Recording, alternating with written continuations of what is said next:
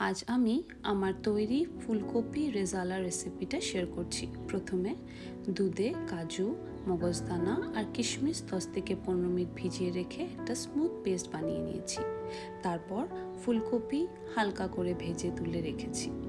সেই প্যানে একটু ঘি দিয়ে শুকনো লঙ্কা আর তেজপাতার ফোড়ন দিয়ে পেস্টটা দিয়ে ভালো করে নেড়েছি। তারপর জিরে গুঁড়ো, ধনিয়া গুঁড়ো, লাল লঙ্কা আর লবণ দিয়ে ভালো করে মিক্সড করেছি। এরপর আদা লঙ্কা বাটা দিয়ে আরও একটু ভুনে নিয়েছি।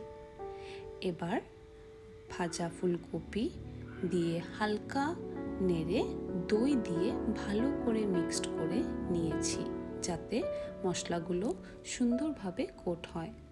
তারপর পরিমাণ মতন জল দিয়ে 10 থেকে 15 মিনিট রেখে ফুটিয়ে নিয়েছি।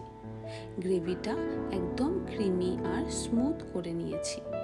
শেষে গরম মশলা আর কসুরি মেথি ছড়িয়ে দিয়েছি। গরম গরম মাখমালি টেক্সচারের ফুলকপি রেজালা রেডি। আপনারা অবশ্যই এটা বাড়িতে ট্রাই করুন। দেখার জন্য অনেক ধন্যবাদ। আবার নতুন রেসিপি নিয়ে খুব তাড়াতাড়ি দেখা হবে। বাই।